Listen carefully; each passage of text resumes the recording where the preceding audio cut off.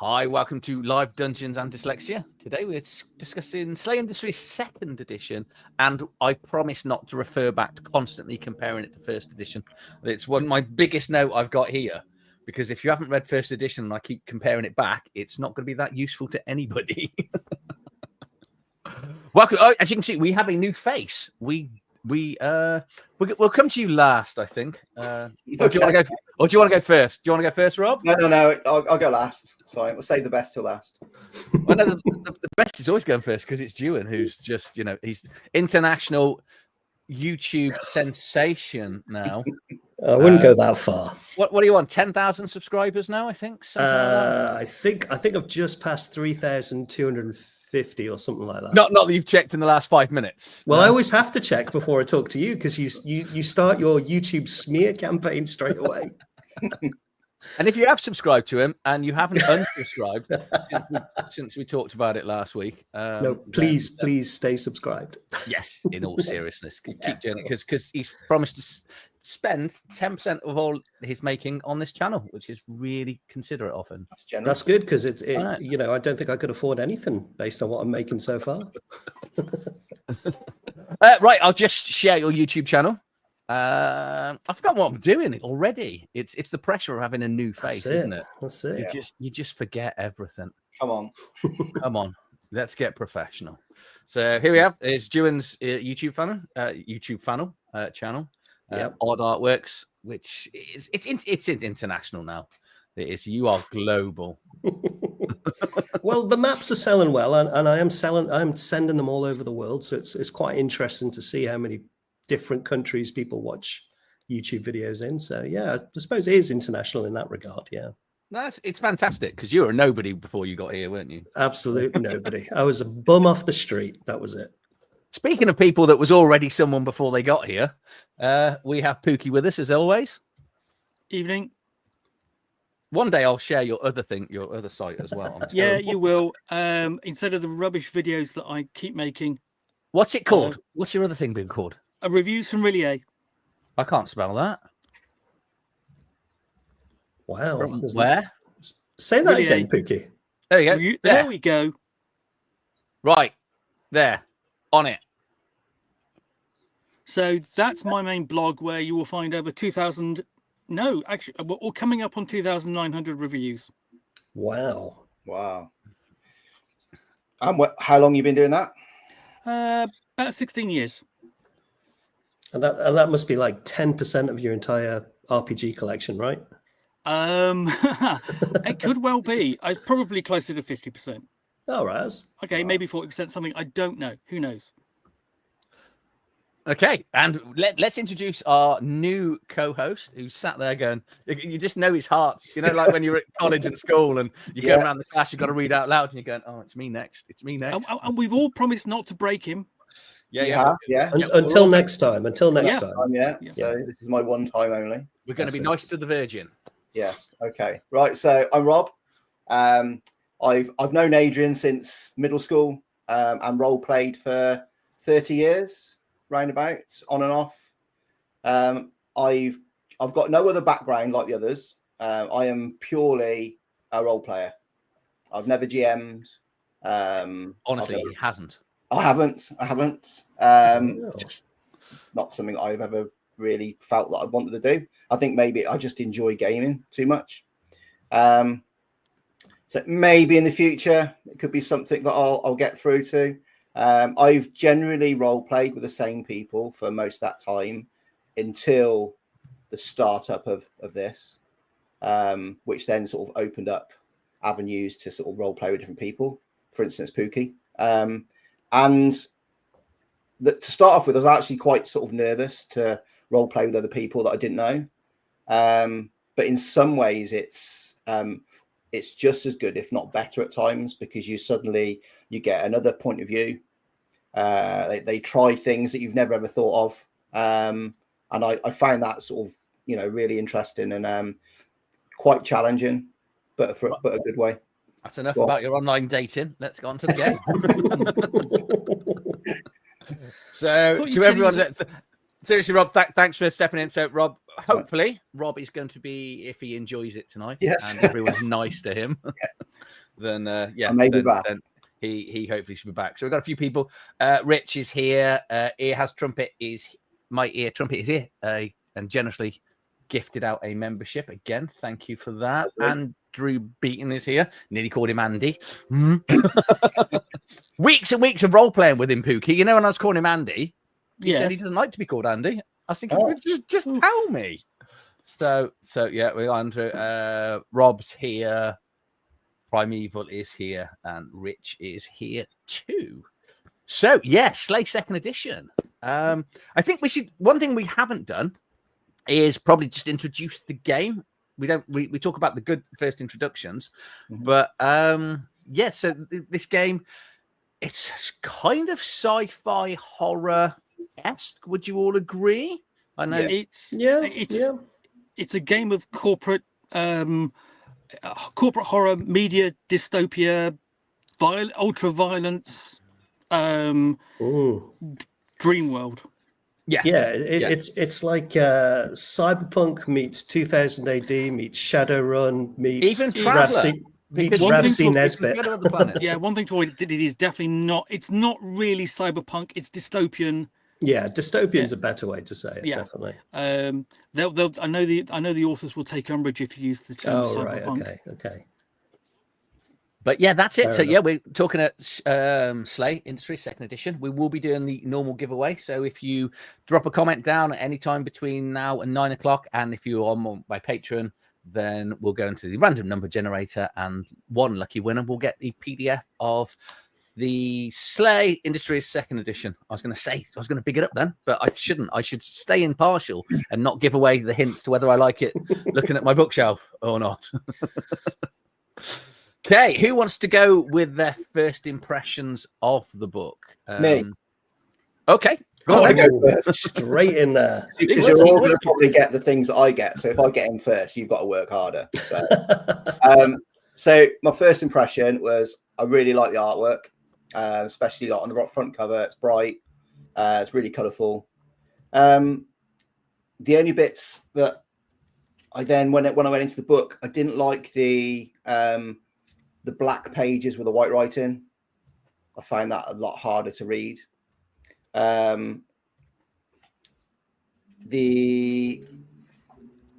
like the simple contents page, so it was broke down quite simply.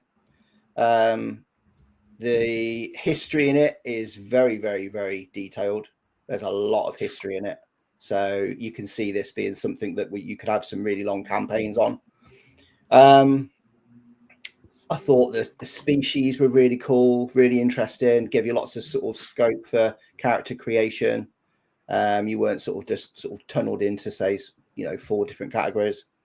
And the system as a whole looked really interesting. I don't think it's anything that I've played that's been very similar, although I have played the first edition many years ago, but I believe that was a completely different system. Am I right? Yeah. Yes. Yeah. So I do like the system. So that's my first impressions of it. Cool. Rich H will just pick that up quickly. No, as you could see, the white on black it's predominantly sort of 2 or 3 pages here and there. Yeah. And kind of dispersed throughout the book. It's not. But yeah, I had exactly the same point. I opened it up. I was going, this is just like the Alien book. I'm gonna struggle to read this. So, but yeah, it's mostly not. I have to say, the Alien book is actually all the text is not on black. There's a lot of black borders. Yeah. There's. It's just I find white on black Tyran. So. And it's an adjustment you have to keep making when you've got those little bits as well. Yeah. There is still obviously the quotes and stuff as we go through this. It jumped at me because it's the first 2 pages. Yeah. That it's all black with white writing. And that's what sort of jumped out to me initially. Yeah, I'm gonna go to Dewan next because I know Pookie like me. We probably could take a while. First impressions. I really liked it. Artwork very, very slick, very, very well rendered, very appropriate for the book. The big thing that jumped out at me in my first impression is a bit like Rob. I played 1 session of first edition back in the 90s. And don't really remember too much about it. but I know we used to play a lot of Cyberpunk then, so that's probably where I'm getting that similarity from. I don't know. But the thing that got me, anyone who's tried to explain SLA Industries to me never really has sold it to me. But the first few pages this book does of explaining its setting and its world is fantastic. You know, it gets it down straight away. Yeah, it's on a black page, which is difficult to me. In general, I felt the text was quite dense in places anyway. But on the whole, really, really strong impressions straight off. Definitely. Pookie? I probably have to agree with what everyone else has said so far. That the first time you look at it, you look at that artwork, and it really, as you know, it really jumps out at you, and really captures the feel of this world, and just the grime and strangeness of it, as well as sort of like all the gear you get in the back with all the weapons being illustrated as well, and then just the real tidiness of the layout, which is really quite nice, really nice to look at, nice and simple, and really actually quite readable. And then just the wealth of detail, sort of like you are presented with in this book in quite accessible fashion. You know, to bring this world to life in your mind, so as if you were running this, sort of like to then pass it on to your players. I don't have a problem with the sort of like the white text on black. I think those are kind of sections that are meant to be different like that. They're meant to stand out, and really kind of break you from the flow of reading about the setting or the rules. It's giving hints of some of the deeper background to the setting. Yeah, I'm just echoing everything that everyone else has said. The only bit that did confuse, well, it didn't confuse me. I think it would confuse some people. Is the front cover, because you're like, what's this sort of jack-o'-lantern type face thing? It kind of doesn't say anything about the game. If you're aware of first edition, you know you are aware it's Halloween Jack, who's one of the like infamous sort of bad guys. He is the most infamous serial killer. Yeah. In the setting. One of the things about the setting is that the common people, your average citizen, reveres serial killers. You know, they need to get a minimum of 13 kills to be recognized as a serial killer. And there are fan clubs devoted to serial killers. And sections in the book. Yeah. Devoted to serial killers and stuff. Well, we're not that far away from that in real life, are we, really? Well, it is one of those infamous things, isn't it? People, you know, you go name 20 presidents, people go, oh, I've got a clue. Name 20 serial killers. A lot of times people can just reel them off the top of their heads. So, I probably have better luck naming presidents personally, but there we go. That says more about you than us. Yeah, it does. Yeah. It means that I never want to meet any of you in person because you know too much about serial killers.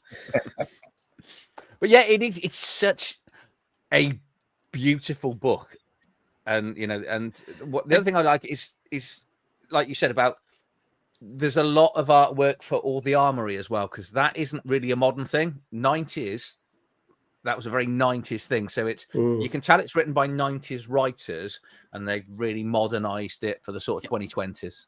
And I mean, the other thing, I mean, if you're not new to SLA Industries, you know, like Adrian and myself, and you know, we remember the first edition, which had great artwork, okay, but it wasn't. It sort of like hinted at sort of like the setting kind of more than it showed you the setting. This really does show you the setting.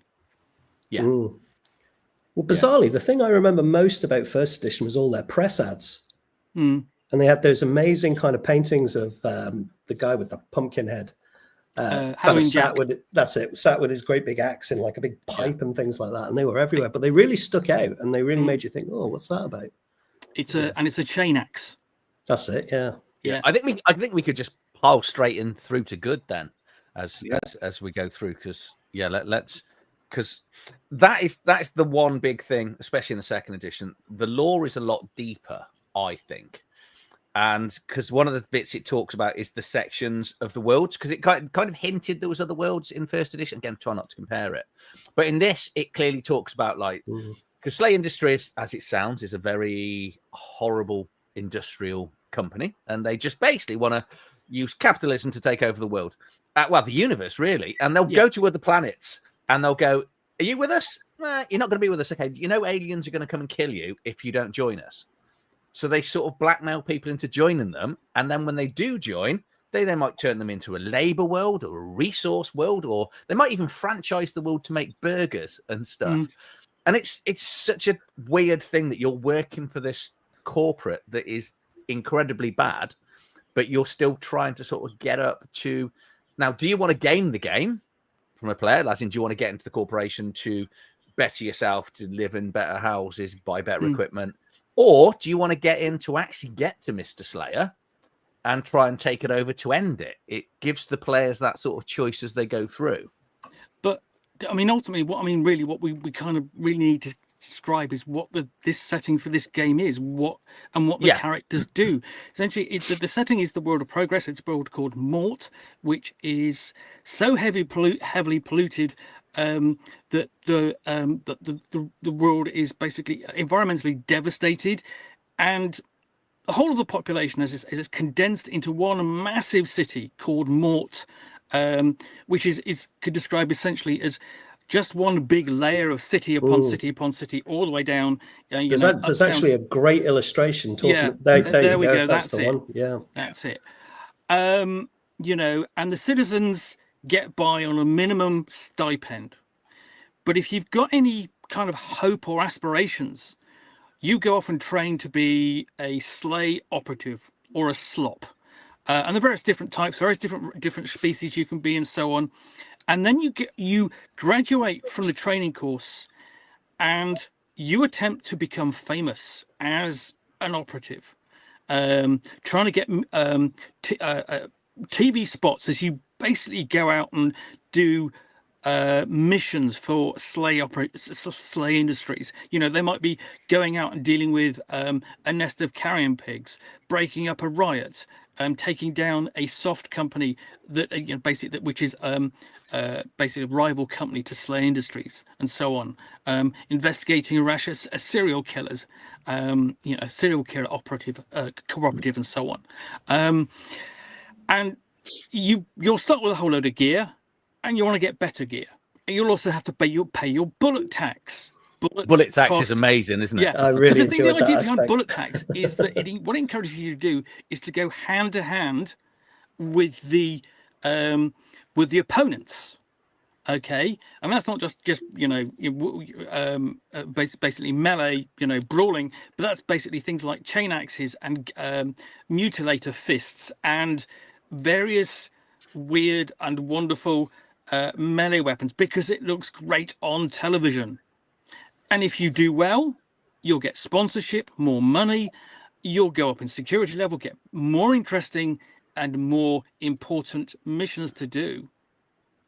It's got a bit of Mad Maxy sort of thing into it, hasn't it? A little bit. It has that kind of, yeah, but it's much more mediatized, much more corporatized. But as you go on, it even covers things like spray painting your armor a different color and stuff to create a brand for not only yourself but your other slayers and stuff like that. Because essentially what you'll do as a group, you'll form a squad and go off and perform these missions. So you can stick to doing that, but as you basically go up the corporate, sort of like the security ladder, there are hints of that. Essentially what you learn is there is not all is well in the world of progress. There is an entity called the Dream, which literally infects and degrades it, and changes it. There's a great enemy out there. There is multiple soft companies that want to take down SLA Industries, most notably Dark Knight, and then. In the case of Mort itself, the city, it's surrounded by 5 cannibal sectors, with basic territories, huge territories, just full of essentially carrion pigs and cannibals and everything, that sounds just as bad. You can literally be sent out on a mission out there, and it's kind of go, oh my god, you don't want to go out there, but you've got to because it's. it's quite a detailed and setting in terms of what you can do and the missions you're going to undertake. You know, and really getting you set up and exploring that side of the setting. Anything else? Well, I mean, the point is that lays it all out. I mean, yeah. No. Thank you for that. So good things. So now we've got the setting. You know, one thing, like you talk about Dark Knight, and obviously, you know, but they are like a rival company. But it even goes into giving Dark Knight their own weapons and armor that's completely separate. So if you kill their operatives, you can get access to new weapons. You know, or if those weapons, as a games master, if those weapons are found at a scene, then you might think it's Dark Knight, but it could be something else. There's so much in here, and the races. I'm just going to call this one now. The races are probably the best and most unique races I've seen across any game I've played. They're aliens that feel alien. They're not just humans with different foreheads. Yeah, it's great. Yeah. Although for that, I would recommend Adrian that you look at Sky Realms of Sharoon. Okay, send that in writing because I'll never remember that. Fair enough. So we'll just let's just show the races because humans move on. Okay, frothers. So these are humans that are completely dependent on drugs that are now they are a new race, aren't they? And they fight with these incredible claymores because they want to get up close and personal. Ebonites are your magic users, but they use and they've got good and bad magic users technically. There's a sad point here. They've lost the brain wasters type things. Stormers. Everyone loves Stormers. I seem to remember. They're what? So these are genetically made. Then the sort of hiding Stormers, which are genetically made stealth creatures that blend in. The Shakhtar, Wraithen. And then, like we said, the Carrien, the bad people out in the wastelands, and they've managed to have realized that some of them could be useful. So, and then because this is new, and so is the Nephron, Neopron. We'll go with that. And these are like really sort of charismatic,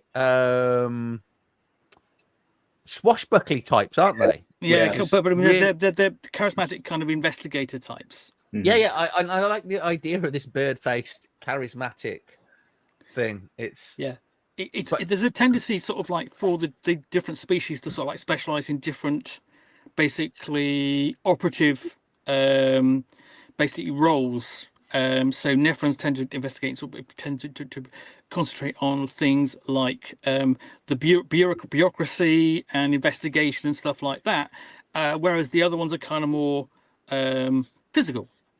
Yeah. And people will either like or hate this. All the races have different racial maximums because it's a product to the 90s. You know. Rob, you want to take some good stuff? Do you want to go first, Rob? Yeah, go on then. So going back to the artwork, I think because is there 3 or 4 different artists involved in this? Because there's definitely, you can see different sort of techniques. There's lots now on this one. There are lots. Dave did a lot of first edition, didn't he? Yeah, but I mean, Dave is the key artist on the book, because basically upon the whole setting, because it's his primarily his creation. So you know. Yeah, and that I liked all the variety. So you didn't have a book that had the same sort of style all the way through it. So the only, actually, I'll leave it for a negative, but so the art was really good. And like I said before, the history, there's so much history in there and so much about the world. There's very little that can be, that can really sort of be missed and stuff like that. And it's great for a really, really long campaign. Yeah. I would comment there on the history is the fact that this book is only sort of like 230 pages long, so it's not, it's not a big book. It seems a lot, but yeah. But I say they cram a lot into those 230 pages, though. Yeah. And then I think in the about the system that I really liked was the fact that you can have a mundane aspect to it, so that you automatically pass certain things. So you're not rolling for the sake of it. And also that if you've failed your stat roll, that you've then got if you've got really high skill in it, though, you can still pass even though you've initially failed. The skill pass. Yeah, I really like that as well, because like you can make a big muck up, but because you're so skilled in something, you still actually get that sort of average pass. Yeah, I think it would probably make sense to do the game system here. Yeah. So it is a really simple system. It's called I had to write it down. It's the 5D S10. What's it called? I wrote it down. I can't read my writing. S5S system, which makes no sense whatsoever, because you're technically rolling D10. It's a skill plus an attribute plus a D10 to get over a certain number. That is the mechanic. But if you've got, and plus you get to roll one additional D10. Yeah. And then if you're skilled in it, and skills can go up to a maximum of 4, you get 1 D10 for every sin. So the most you're ever going to roll is 6 D10 ever. Yet it's called S5S. So I don't understand what the system is called that for. But as Rob said, so is it skills, which is 5, plus your stat, which is yeah. So 6. All you're looking for is your stat ability. Well, it's the roll. So you have a separate D10 that's a different color. Different color, yeah. And then your skills are whatever the rest are. And that is what you're looking for your main roll. So you're rolling a D10 plus if you're skilled in it, plus your skill, plus your attribute combined to get normally a 7 is an average difficulty. But each D10 that you roll is individual. So if you need a 7, and like Rob says, so let's say you fail that one, but you've got 5 other skill rolls dice to roll because you've got a 4 skill in it, and 4 of those are 7 or more, you still pass. So it sounds really complicated, but it's actually a really simple system that, I'm going to throw in a slight negative, I think the game doesn't explain easy enough to make it makes it feel more complicated than it is. Because it really is just stat, skill, D10, trying to beat it. Although I find where they've got some examples of the skill rolls and stuff, that was quite well explained. Really helps. There's lots of it. Yeah. All right, then I've got some good stuff. So for me, the biggest plus to this was the world building and the way it's written and presented. Like Pookie said, it's 230 odd pages, but it felt like a lot more. It's one of those books that I felt like I was going through it and I thought, oh my God, I don't need to buy any other book. I can just do this and for years have great fun with it because it was written so well. Really enjoyed the alien races, as others have said, thought they were really interesting. I know what you mean about the way things are written. It took me a while to wrap my brain around the initiative system. When I first read it, I thought, oh my God, this sounds so complicated. But then when I actually thought about it and then went and reread it, it's actually really good. It's the idea that whoever is going last says what they're going to do. And then whoever's going first says what they're going to do last, but acts first. So they can counteract what's gone on. But which I thought was really good. So it was really good. I really just enjoyed what I read of it. I'll be honest, I didn't read the whole thing because we had 2 weeks. But it is a book I'm going to go back to because it's just hooked me. Pookie? I mean, as a long time fan of the role-playing game, this version of SLA Industries really expanded upon the setting. Lots of detail and flavor, whether that's through the artwork or the writing, expanded details upon the world of progress and the city of Mort, and just clearly presented information. Nicely organized. Nothing was really ever difficult to find. And the fact that it's just a fantastic looking book, really not a clean layout, accompanied by just superb artwork. Yeah. The players get packages as well, which is really good. So you've got a key role within your unit. Yeah. So you will all be a little bit unique. And it very much ties into the missions, because some missions will allow anyone to join. Other missions, you need a specific person with these key roles, and that is going to help. And as a games master, that allows you to select missions to let players go on, but more importantly, you can, okay, we'll do this one, we'll let Rob shine this week because we're definitely going to need him. And, if you've got quieter members of your group, and I don't mean Robin anyway, because he's always the coward. He always plays a coward. 35 years of hiding at the back. Survivor, you mean the survivor?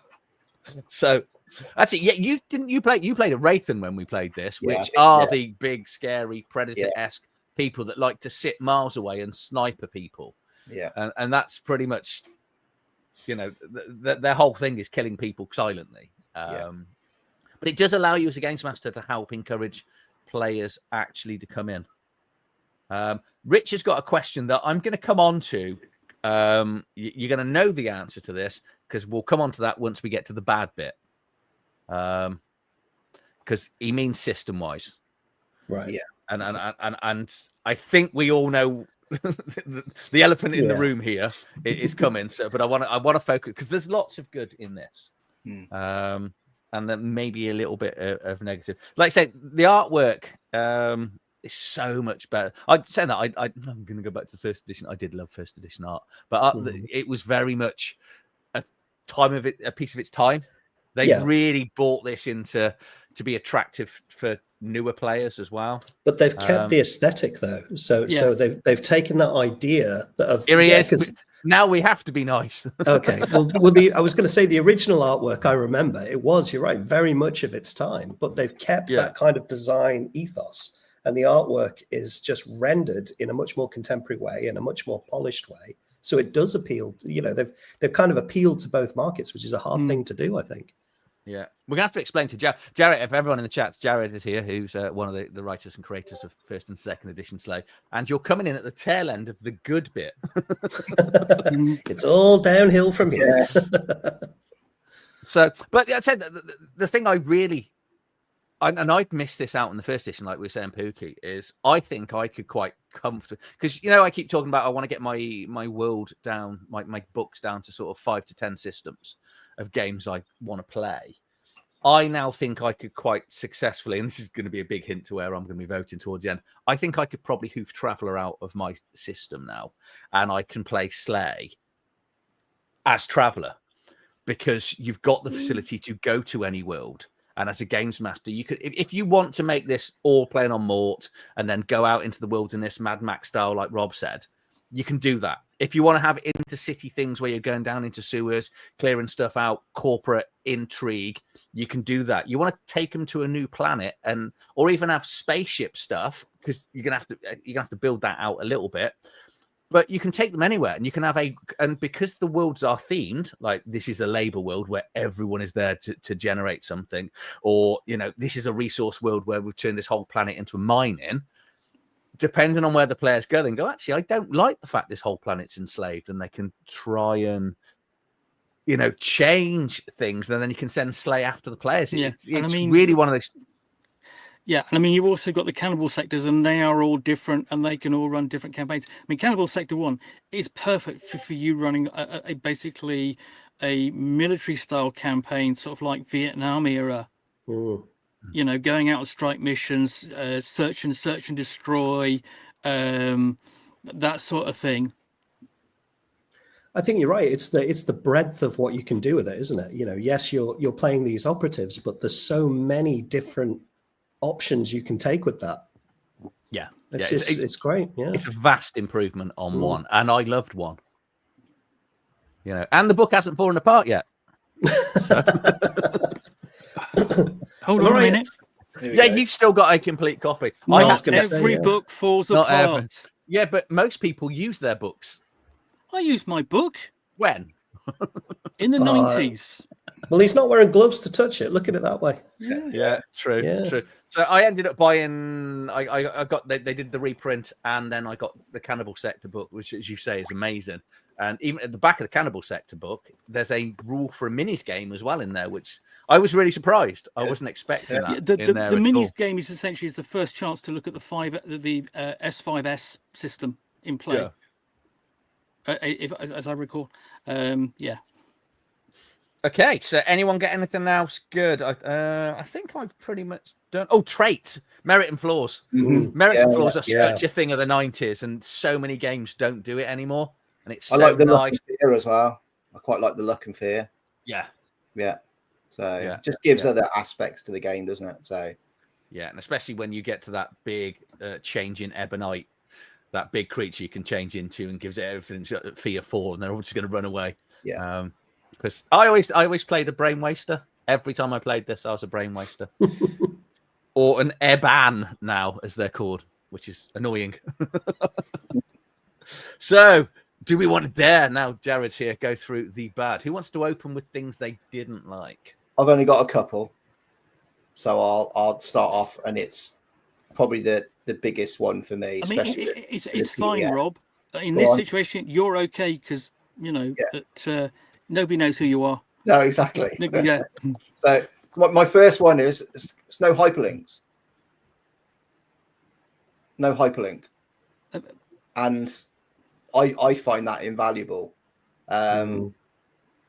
Because especially if it's something you're playing and you need to refer to things, and unless you're going to write down what page number stuff on, and you just type in the page number, scrolling up and down and stuff is infuriating.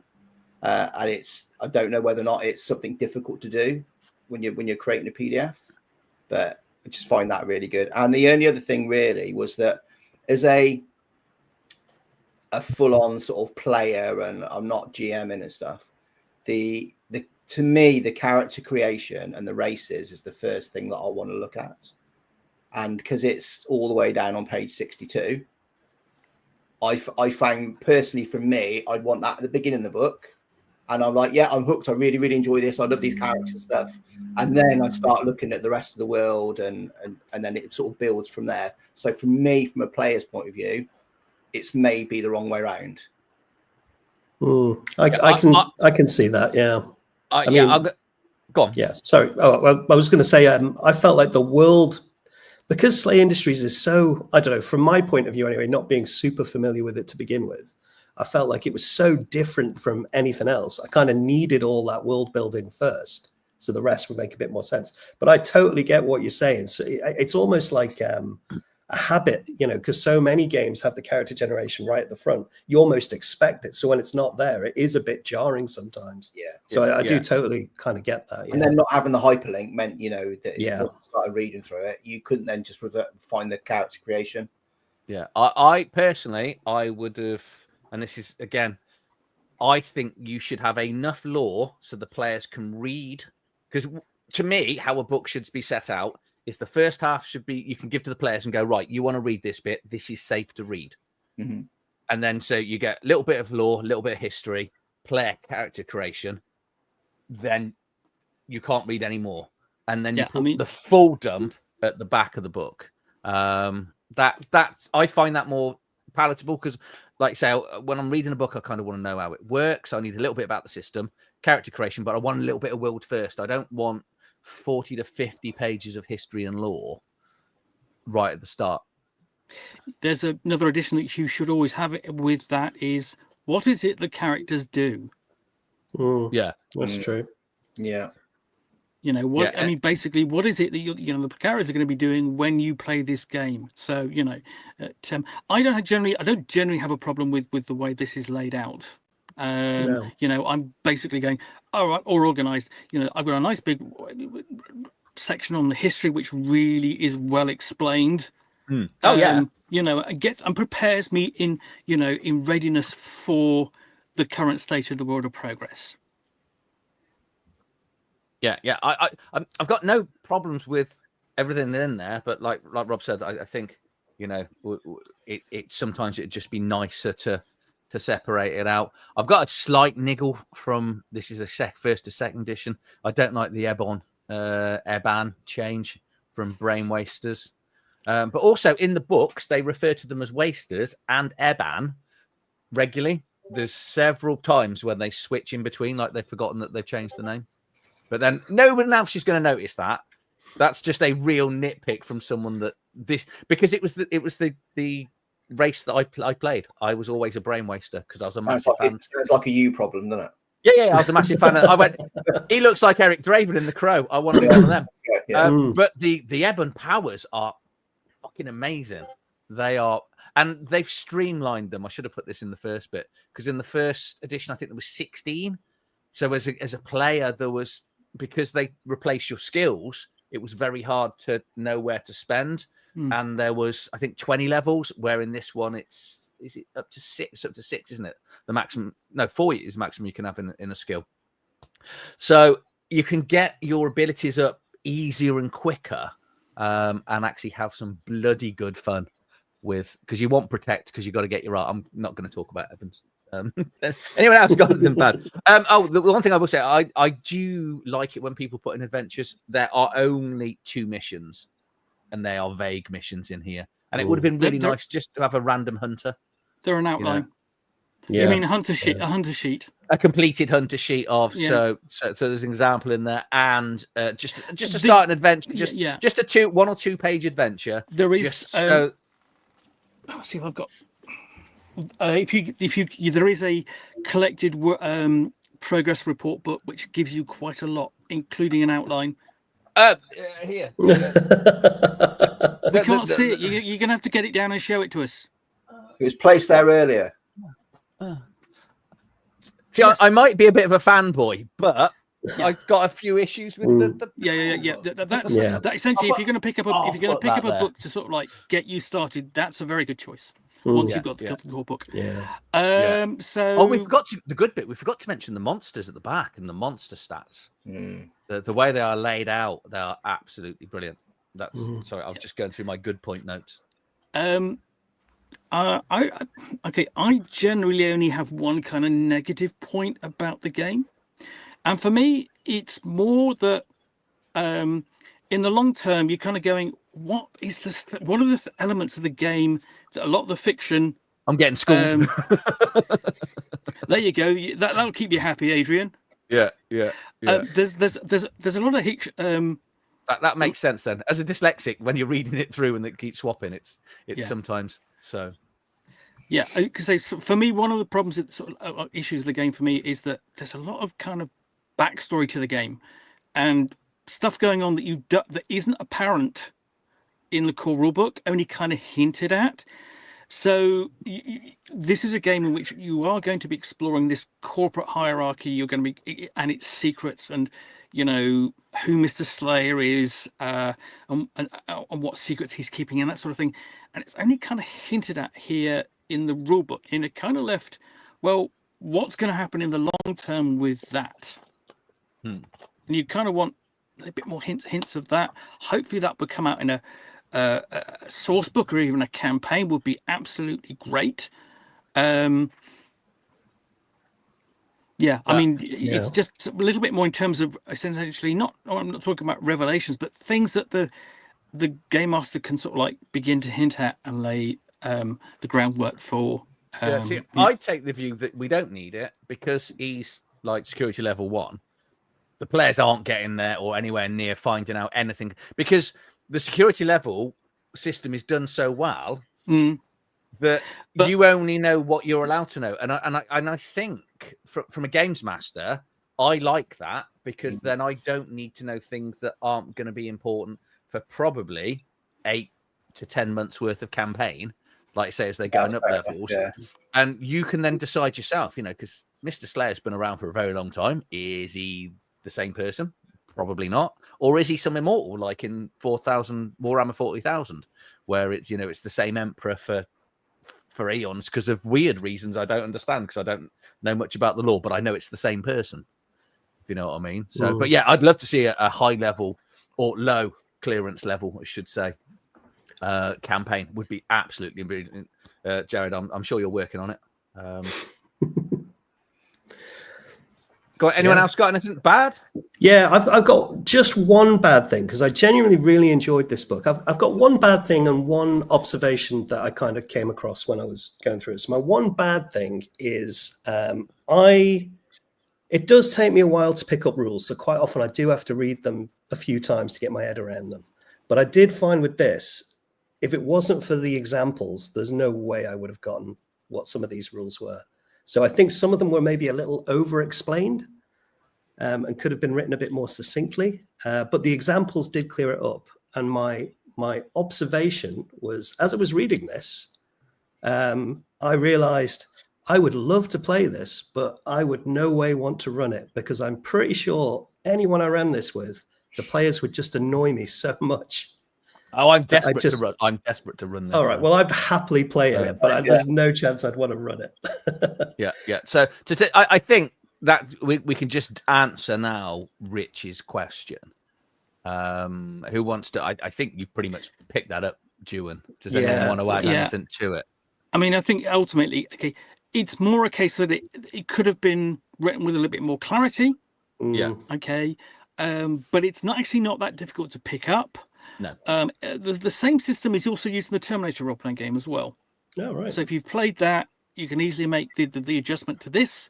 I mean, there's almost no adjustment apart from the setting. So yeah, it just needs a little bit of adjusting and just paying attention to understand. But what I would say is I wouldn't let that put you off, because the examples of play are actually really good. Yeah. That's the thing. So a question there for you, Pookie, is that if it's the same as the Terminator, how is it explained a lot clearer in the Terminator? I think it probably is, yes. Okay. Or did you know it better because you understood that's a possibility as well. That's a possibility as well. So as I said, it's a really easy system, but it seems complicated. Yeah. Because especially when you're looking at the monster stats at the back, because there was a thought I had when I was reading this. It might be easy because obviously, if you're going to do a hand-to-hand attack, for example, a claw attack on one of the creatures, you've got to combine the combat attack and the strength, and then you've got to remember how many of additional dice that you need to roll. And it's just a little extra thing, but obviously it might go down as time goes on. A quick thing that I remembered from that then is the whole defense side of it, that you can use some of your sort of skill to put in defense, so you can knock them back a little bit. Yeah, and you're going to need to, because some of those things do some bloody big damage. And I think if you use the acrobatic defense, you can use all of it, can't you? But then you just forego your action afterwards. Yeah, and then rightfully so. That's full on. I want to get out of the way of this giant thing that's trying to rip my face run off. Run away. It's good. You're not going to be close in the first place, are you? You're going to hit at the back with your Wraithen character. I'm not stupid. So, meanwhile, your Stormer is 313 Stormer is merrily running in there, going, "Ooh, goody, joy. Let's get me, and the Frother's like elbowing him out the way, even though he's like twice the size. Yeah, he's like trying to get past to get in and chop his face off with his claymore. It is Go on. All the while, basically, they're looking around to get to see whether they're going to get their faces on TV, looking to see the camera. Getting ready for your one-line kill. Yeah. It's they could have done something really nasty, and I'm glad they didn't. You could have done the give XP or out for the final kill, and it's all grouped lead, which is really good because it does stop that nastiness. Though lore wise, I think this is one of the few games where that would make sense in. But I think this has got the best lore. This is probably the best lore game that most people don't know, and it's such a shame because it's utterly amazing. And I don't know whether people are put off by the system, or whether because it's not called Dungeons and Dragons, or it's not the thing. I don't know what it is, but I think it's not as well known as it could be. It's had a very choppy publishing history, and there are lots of people who do know about it, but it's one of those games that sort of like has just not reached a wider audience because you have a limited audience out there of players who are basically prepared to play something different to D&D. But I can remember this being absolutely everywhere in the 90s at one point, and then it sort of just disappeared. And I didn't hear anything about it again until I think it was the Games Expo the last year or the year before, where I started to see banners for it, and suddenly, oh right, I remember this. I think Jared's got a point there, because I speak to foreign people now. I mean, more than I ever did, in and around this, and a lot of people, because it's probably it's a Scottish role playing game that people haven't heard of it, which is such a shame. Yeah. I mean, that said, it is the premier Scottish role-playing game. It's the only one, isn't it? They invented golf and SLA Industries. That's it. That's all Scotland. Oh, and Iron Brew. Scotland have invented about 500 times more than England has, hasn't it? Tea cakes. Yeah. We're really rubbish on everything Scotland's invented is British, because that's how we do it. So actually, yeah, you're right, Jared. This is the British game. It is, but even I'm just going to talk about some of the expansions now. The expansions are brilliant. Even down to like the Shakhtar Wraithen book. It's about 90 pages, but they've got to carry on with these and do them for all of them, because there's so much additional species, lore, and things to play. Because it's like the Shakhtar, there's like these incredibly bumbling. I've got them as like bumbling, loyal Wookiee type characters in my head, because there's things they will do and things they won't do. And when we played it, that's exactly how Paul played it. And I think he rolled a pacifist. He decided to become he was like this big, brave pacifist Shakhtar. And no, he wouldn't kill anything. That was it. So it made it really, really difficult because they're honor bound as well. It's not like it's, a passing thing, which they do. And then obviously, got the Frothers where they're completely dependent on drugs. And we haven't even talked about the greatness of the drug rules. Was it ultra violence, isn't it? Is that the main drug? Yeah, I think so. And then it's got like the downside of if you don't take it and the impact of having to go and get the different drugs and stuff. But the equipment section I so miss books that do that. They create unique weapons specific to a world and actually bother to put the artwork in. Yeah. I mean, the thing is, it's sort of like, okay, you can look at a game, look at some guns in a book and go, oh, that sounds cool. Yeah. Okay. And one of the great here, yeah, which is great. But basically, you look at a setting and go, okay, I got some cool guns. I can see them all listed. But then you go, oh, hold on a minute. You put a picture of it and you go, oh, now I get an idea of what my character's wielding. Okay? Yeah. It just sort of like, you're not as a player wielding these, but you're getting a little bit of vicarious hit from wielding this particular weapon. Yeah, that's it. Yeah, and sometimes it can be aspirational as well. If you've got a really cool looking weapon, but it's crazy expensive, or you've got to be a certain there are some crazy skill to expensive use weapons it. in this. Then it's aspirational and it looks cool, and you want to think about your character looking cool, doing cool shit. So and absolutely, the artwork is very important for that. Because on one level, on probably the most superficial level, this is a role-playing game about your character looking cool, having cool shit, and killing things whilst you look cool. Taking your helmet off to smile at the camera. Yeah. To wink as you're doing that final death shot as they blow your face off. But if you've got 5,000 credits, you can always come back from the dead. Yeah. You can buy this insurance, which should be the driver for all player characters. If you want to keep your character alive, save up the credits, make sure you've got that. You need sort of 10, 20 to come back and be a bit more perfect, it talks about. But it's such fun. And obviously, we're now going to get more. There's 2 books on Kickstarter as well. There's the Cults book, and there's another one that I need to jump on because that should be coming out soon. But this is one that you're kind of going to want as well. You're going to need to go and get this because gives you all your one-shot adventures. This gives you all your serial killers, and because you'll have like this one-page detail of character in the background, what they're doing. But yeah, you want that first. You want that. You want the Word of Progress collection, which basically the this is only about reports. £5-10, something like that. Yeah. So it's But the other book comes with sort of like lots of individual missions, setting expansions, and also it's got a complete mini campaign in there. Yeah. Obviously, if you want to know more about all of the bad guys, then you've got this one as well. Yeah. Well, there's another book coming out as well. Yeah. There's more bad guys. More bad guys. Yeah. So that basically will take you through what they called. Is it Night Thingy? Dark Knight. Dark Knight. The basically section Thresher, on the gangs and all that. Yeah. They're all in there. So there's no adventure, but as a games master, invaluable tool.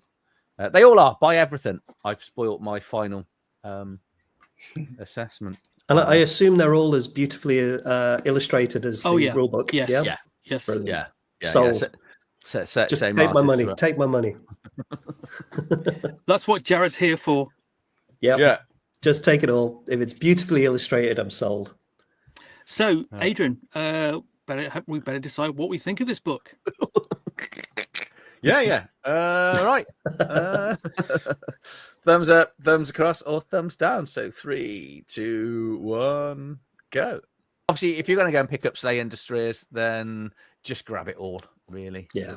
It is... But if you are just going to concentrate on 2 books, grab the core rule book and grab the book that Adrian has in his hand will give you all you need to get a campaign started, adventures, further content. Yeah, and don't forget my affiliate link. Or read my actual review and click on the affiliate link there. I'm gonna edit that out. Thank you guys. Thanks for coming on. Thanks everyone for all your comments, and we'll be back in a couple of weeks. I'm back live on Friday night with the family adventure, so we'll see you all soon. Cheers. Cheers. Cool. Bye. Take it easy. Bye.